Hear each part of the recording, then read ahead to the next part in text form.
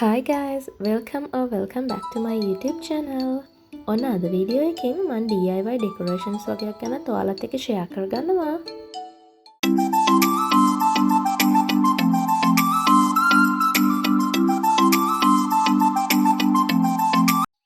දැන් ඉතින් Christmas ළඟම එන හින්දා අපි හිතුවා church එක පැත්තට ගිහිල්ලා එන්න ඕනේ කියලා.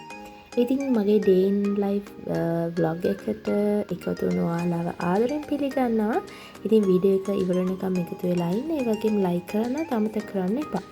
අපි ටිකක් වේලස්සන වැඩිද කියලා හිතුණා church එකට ආවා. මොකද extra ලොකු decors වගේක් අපිට දකින්න තිබුණේ නැහැ. මේ church එක වගේම අපේ town එකේ තව church එකක් තියෙනවා. හැබැයි අපිට ඒකට යන්න වෙලාව තිබුණේ නැහැ. මොකද අපි යුනිවර්සිටි එකේ වැඩ වගේක් අපිට කරගන්න තිබුණා print outs වගේක් ගන්න. ඉතින් ඒ වැඩිත් කරා. ඒ වගේම අද මම earrings හදන්න බඩුත් ගත්තා. මොකද මේ දවස්වල earrings වගේ දේවල් ගොඩාක් ගණන් මට හිතුණා හදලා බලන්න. ඇත්තට මේක මගේ try කරපු එක ඒ වැඩේත් හරි ගියා. ඉතින් මට හරිම happy ඒ ගැන. ඉතින් wash දාලා ඉවර වෙලා හවස් වුණා එනකොට ඉතින් මේ හින්දා දැන් පහන තියන්න මල් කඩලා ඒකට ටික තමයි මම සාමාන්‍යයෙන් හවස් වෙදි කරන්නේ. ඔයාලට පේනවනේ මගේ මේ පූසා.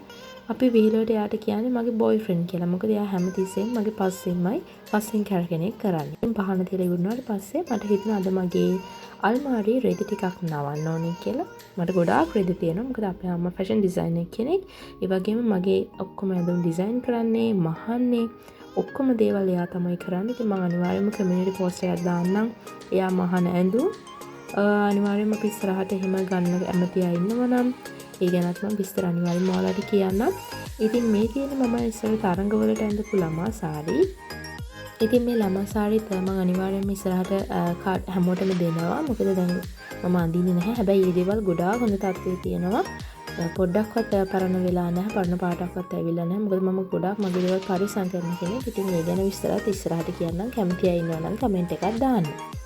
ඉතින් වොෂ් එකක් දාලා පාඩම් කරන්න ලෑස්ති වෙනකොටම කරන්ට් එක ගියා. දැන් ඉතින් මේක අපේ ඩේලි රූටින් එකක් වගේනේ.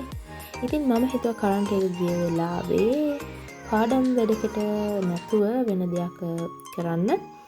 මම ඔයාලට පෙන්නන්නම් මගේ DIY decors ටිකක්. ඉතින් දැන් මම නම් ලබන අවුරුද්දට දැන්ටමත් ලෑස්ති වෙලා ඉවරයි. ඔයාලට පේනවාද මගේ බිත්ති වල තිබිච්ච පරණ දේවල් ඔක්කොම අයින් කළා. මේ තියෙන්නේ මම ලබන අවුරුද්දේ වතුර බොන්න හදාගත්ත මගේ ටාස් කෝඩ්ස් ටිකක්. මම හිතාගත්තා මම මේ විදිහට කෝඩ්ස් ටිකක් දාගත්තාම වතුර බොන වැඩෙත් හොඳට කරගන්න පුළුවන් වෙයි කියලා. මේ තියෙන මගේ DIY කැලෙන්ඩර් එක. ඉතින් පරණ නෝට්බුක් එකක අර රින් බයින්ඩර් එක මම හිතන්නේ බයින්ඩර් එකක් තමයි ඒක. මම දන්නේ හරියට මේ වචනේ. ඒකත් අරගෙන ඊට පස්සේ කාඩ්බෝඩ් දෙකකුත් අරගෙන ගම් බෝතලෙයි ප්ලැටිනම්ස් අඩි රූලක් කළු පෑනක් ඔන්න ඔය ටික තමයි වැඩේට ගියේ.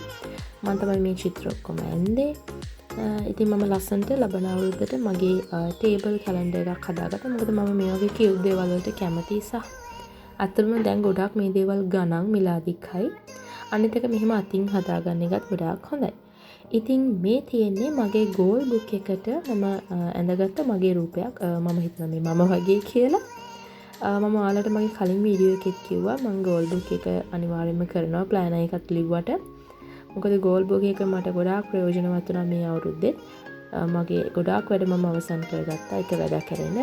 ඉතින් ගෝල් බුක් එකට මෙන්න මේ විදිහට මම වෙනම කොලයක තමයි රූපය අඳින්නේ. මොකද නැත්නම් ඒක අනිත් පැත්තේ පාට ගෑවෙන හින්දා මේ විදිහට කොලේ අලුවා. ඊට පස්සේ මේ වටේට මම මට ලබන අවුරුද්ද කරගෙන මේන් ගෝල්ස් ටික තමයි මම මේ රූපේ වටේට ලියාගන්නේ.